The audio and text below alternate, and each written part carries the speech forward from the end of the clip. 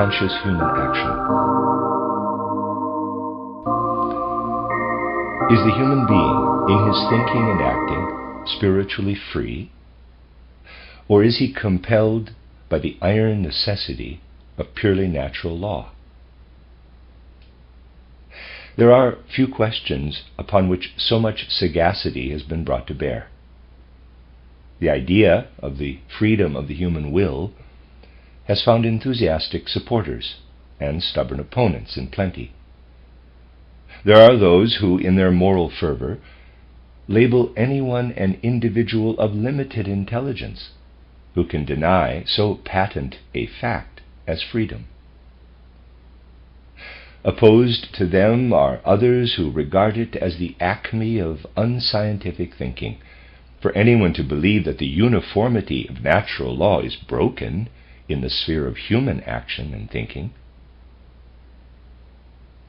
One and the same thing is thus proclaimed, now as the most precious possession of humanity, now as its most fatal illusion. Infinite subtlety has been employed to explain how human freedom can be consistent with the laws working in nature, of which man, after all, is a part. No less is the trouble to which others have gone to explain how such a delusion as this could have arisen. Yet we are dealing here with one of the most important questions for life, religion, conduct, science, must be felt by anyone who includes any degree of thoroughness at all in his makeup. It is one of the sad signs of the superficiality of present-day thought that a book which attempts to develop a new faith out of the results of recent scientific research has nothing more to say on this question than these words, quote, "With the question of the freedom of the human will we are not concerned. The alleged freedom of indifferent choice has been recognized as an empty illusion by every philosophy worthy of the name. The moral valuation of human action and character remains untouched by this problem. It is not because I consider that the book in which it occurs has any special importance that I quote this passage, but because it seems to me to express the view to which the thinking of most of our contemporaries manages to rise in this matter. Everyone who claims to have grown beyond the kindergarten stage of science appears to know nowadays that freedom cannot consist in choosing, at one's pleasure, one or other of two possible courses of action. There is always, so we are told, a perfectly definite reason why, out of several possible actions, we carry out just one and no other. This seems obvious. Nevertheless, down to the present day, the main attacks of the opponents of freedom are directed only against freedom of choice. Even Herbert Spencer, whose doctrines are gaining ground daily, says, quote, "That everyone is at liberty to desire or not to desire, which is the real proposition involved in the dogma of free will, is negatived as much by the analysis of consciousness as by the contents of the preceding chapter." From The Principles of Psychology, 1855, German edition, 1882, Part 4, Chapter 9, Paragraph 219, end of quote. Others, too, start from the same point of view in combating the concept of free will. The germs of all the relevant arguments are to be found as early as Spinoza. All that he brought forward in clear and simple language against the idea of freedom has since been repeated times without number, but as a rule enveloped in the most hair-splitting theoretical doctrines, so that it is difficult to recognize the straightforward train of thought, which is all that matters. Spinoza writes in a letter of October or November 1674, quote, "I call a thing free, which exists and acts from the pure necessity of its nature. And I call that unfree, of which the being and action are precisely and fixedly determined by something else. Thus, for example, God, though necessary, is free because he exists only through the necessity of his own nature. Similarly, God cognizes himself and all else freely, because it follows solely from the necessity of his nature that he cognizes all. You see, therefore, that for me freedom consists not in free decision, but in free necessity. But let us come down to created things, which are all determined by external causes to exist, and to act in a fixed and definite manner. To perceive this more clearly, let us imagine a perfectly simple case. A stone, for example, receives from an external cause acting upon it a certain quantity of motion, by reason of which it necessarily continues to move after the impact of the external cause has ceased. The continued motion of the stone is due to compulsion, not to the necessity of its own nature, because it requires to be defined by the thrust of an external cause.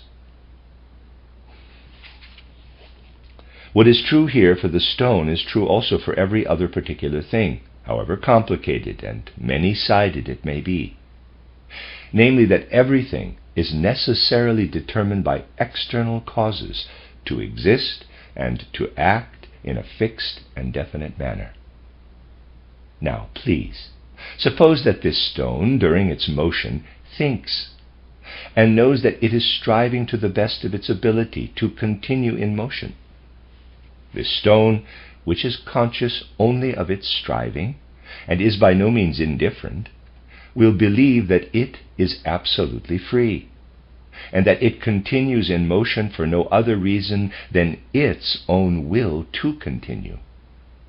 But this is just the human freedom that everybody claims to possess, and which consists in nothing but this, that men are conscious of their desires, but ignorant of the causes by which they are determined. Thus the child believes that he desires milk of his own free will. The angry boy regards his desire for vengeance as free, and the coward his desire for flight. Again, the drunken man believes that he says of his own free will what, sober again, he would fain have left unsaid. And as this prejudice is innate in all men, it is difficult to free oneself from it. For although experience teaches us often enough that man least of all can temper his desires, and that moved by conflicting passions he sees the better and pursues the worse, yet he considers himself free, because there are some things which he desires less strongly, and some desires which he can easily inhibit through the recollection of something else which it is often possible to recall. Close quote. Because this view is so clearly and definitely expressed, it is easy to detect the fundamental error that it contains. The same necessity by which a stone makes a definite movement as the result of an impact is said to compel a man to carry out an action when impelled thereto by any reason. It is only because man is conscious of his action that he thinks himself to be its originator. But in doing so, he overlooks the fact that he is driven by a cause which he cannot help obeying. The error in this train of thought is soon discovered. Spinoza and all who think like him overlook the fact that man not only is conscious of his action, but also may become conscious of the causes which guide him. Nobody will deny that the child is unfree when he desires milk, or the drunken man when he says things which he later regrets. neither knows anything of the causes working in the depths of their organisms, which exercise irresistible control over them. But is it justifiable to lump together actions of this kind with those in which a man is conscious, not only of his actions, but also of the reasons which cause him to act? Are the actions of men really all of one kind? Should the act of a soldier on the field of battle, of the scientific researcher in his laboratory, of the statesman in the most complicated diplomatic negotiations be placed, scientifically, on the same level with that of the child when it desires milk? It is no doubt true that it is best to seek the solution of a problem where the conditions are simplest. But inability to discriminate has before now caused endless confusion. There is, after all, a profound difference between knowing why I am acting and not knowing it. At first sight, this seems a self-evident truth, and yet the opponents of freedom never ask themselves whether a motive of action, which I recognize and see through, is to be regarded as compulsory for me, in the same sense as the organic process which causes the child to cry for milk.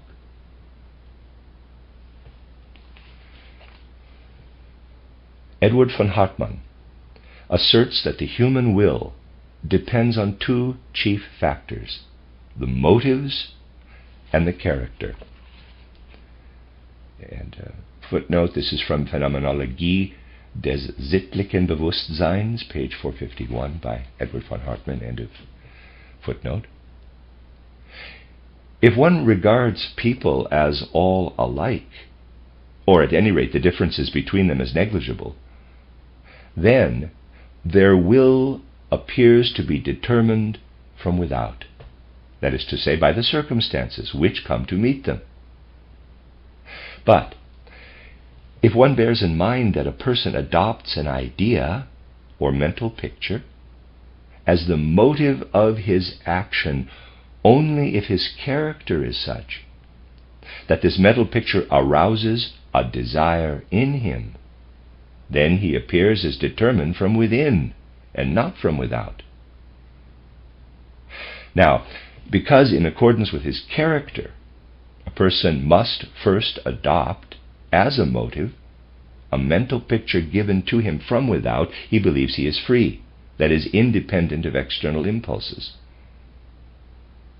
The truth, however, according to Edward von Hartmann, is that, quote, even though we ourselves first adopt a mental picture as a motive, we do so not arbitrarily, but according to the necessity of our characterological disposition.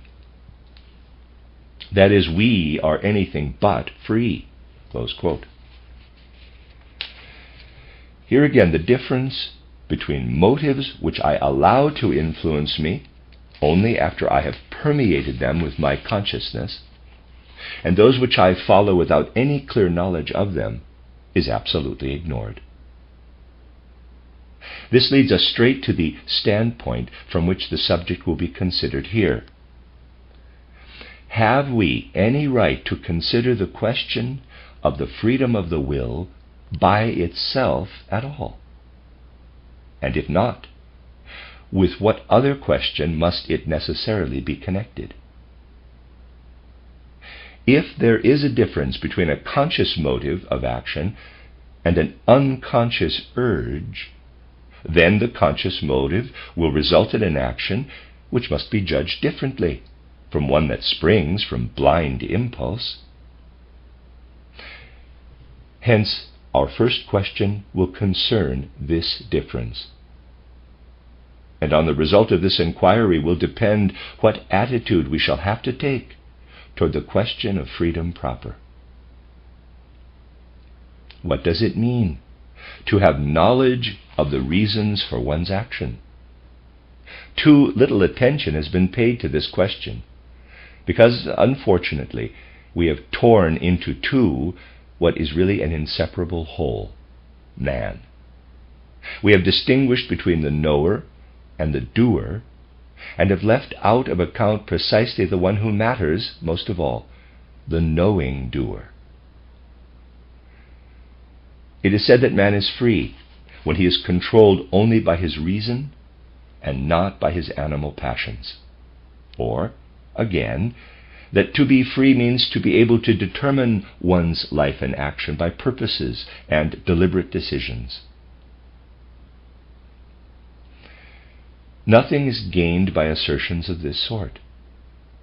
For the question is just whether reason, purposes, and decisions exercise the same kind of compulsion over a man as his animal passions. If without my cooperation a rational decision emerges in me with the same necessity with which hunger and thirst arise, then I must needs obey it, and my freedom is an illusion. Another form of expression runs, to be free does not mean to be able to want as one wills, but to be able to do as one wills. This thought has been expressed with great clearness by the poet-philosopher Robert Hemmerling. Quote, man can certainly do as he wills, but he cannot want as he wills, because his wanting is determined by motives. He cannot want as he wills? Let us consider these phrases more closely. Have they any intelligible meaning? Freedom of will would then mean being able to want without ground, without motive. But what does wanting mean, if not to have grounds for doing or trying to do this rather than that? To want something without ground or motive would be to want something without wanting it. The concept of wanting cannot be divorced from the concept of motive. Without a determining motive, the will is an empty faculty. Only through the motive does it become active and real. It is, therefore, quite true that the human will is not free, in quotes, inasmuch as its direction is always determined by the strongest motive. But on the other hand, it must be admitted that it is absurd, in contrast with this unfreedom, to speak of a conceivable freedom of the will, which would consist in being able to want what one does not want. Close quote. And that is from Atomistik des Willens, Volume 2, page 213, forward by Robert Hemmerling, and a footnote. Here again, only motives in general are mentioned, without taking into account the difference between unconscious and conscious motives. If a motive affects me, and I am compelled to act on it, because it proves to be the strongest of its kind, then the thought of freedom ceases to have any meaning. How should it matter to me whether I can do a thing or not if I am forced by the motive to do it? The primary question is not whether I can do a thing or not when a motive is worked upon me, but whether there are any motives except such as impel me with absolute necessity.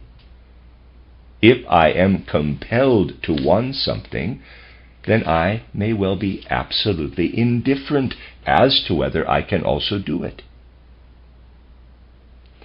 And if through my character or through circumstances prevailing in my environment, a motive is forced on me, which to my thinking is unreasonable, then I should even have to be glad if I could not do what I want. The question is not whether I can carry out a decision once made, but how the decision comes about within me. What distinguishes man from all other organic beings arises from his rational thinking. Activity he has in common with other organisms. Nothing is gained by seeking analogies in the animal world to clarify the concept of freedom as applied to the actions of human beings. Modern science loves such analogies. When scientists have succeeded in finding among animals something similar to human behavior, they believe they have touched on the most important question of the science of man. To what misunderstandings this view leads is seen, for example, in the book titled The Illusion of Free Will by Paul Ray, where the following remark on freedom appears. Quote, "It is easy to explain why the movement of a stone seems to us necessary, while the volition of a donkey does not. The causes which set the stone in motion are external and visible, while the causes which determine the donkey's volition are internal and invisible. Between us and the place of their activity there is the skull of the ass. The determining causes are not visible, and therefore thought to be non-existent. The volition, it is explained, is indeed the cause of the donkey's turning round, but is itself unconditioned. It is an absolute beginning." Close quote. Here again, human actions in which there is a consciousness of the motives are simply ignored. For Ray declares that, quote, "Between us and the place of their activity there is the skull of the ass." Close quote. To judge from these words, it has not dawned on Ray that there are actions, not indeed of the ass, but of human beings, in which, between us and the action, lies the motive that has become conscious. Ray demonstrates his blindness once again a few pages further on when he says, quote, "We do not perceive the causes by which our will is determined. Hence we think it is not causally determined at all." Close quote. But enough of examples which prove that many argue against freedom without knowing in the least what freedom is. That an action of which the agent does not know why he performs it cannot be free goes without saying. But what about an action for which the reasons are known? This leads us to the question of the origin and meaning of thinking. For without the recognition of the thinking activity of the soul, it is impossible to form a concept of knowledge about anything, and therefore of knowledge about an action. When we know what thinking in general means, it will be easy to get clear about the role that thinking plays in human action. As Hegel rightly says, quote, "It is thinking that turns the soul, which the animals also possess, into spirit." Close quote. Hence it will also be thinking that gives to human action its characteristic stamp. On no account should it be said that all our action springs only from the sober deliberations of our reason. I am very far from calling human, in the highest sense, only those actions that proceed from abstract judgment. But as soon as our conduct rises above the sphere of the satisfaction of purely animal desires, our motives are always permeated by thoughts. Love, pity, and patriotism are driving forces for actions which cannot be analyzed away into cold concepts of the intellect. It is said that here the heart and the mood of the soul hold sway. No doubt. But the heart and the mood of the soul do not create the motives. They presuppose them and let them enter. Pity enters my heart when the mental picture of a person who arouses pity appears in my consciousness. The way to the heart is through the head. Love is no exception. Whenever it is not merely the expression of bare sexual instinct, it depends on the mental picture we form of the loved one. And the more idealistic these mental pictures are, just so much the more blessed is our love. Here too, thought is the father of feeling. It is said that love makes us blind to the failings of the loved one, but this can be expressed the other way round. Namely, that it is just for the good qualities that love opens the eyes. Many pass by these good qualities without noticing them. One, however, perceives them, and just because he does, love awakens in his soul. What else has he done but made a mental picture of what hundreds have failed to see? Love is not theirs because they lack the mental picture. However we approach the matter, it becomes more and more clear that the question of the nature of human action presupposes that of the origin of thinking. I shall therefore turn next to this question.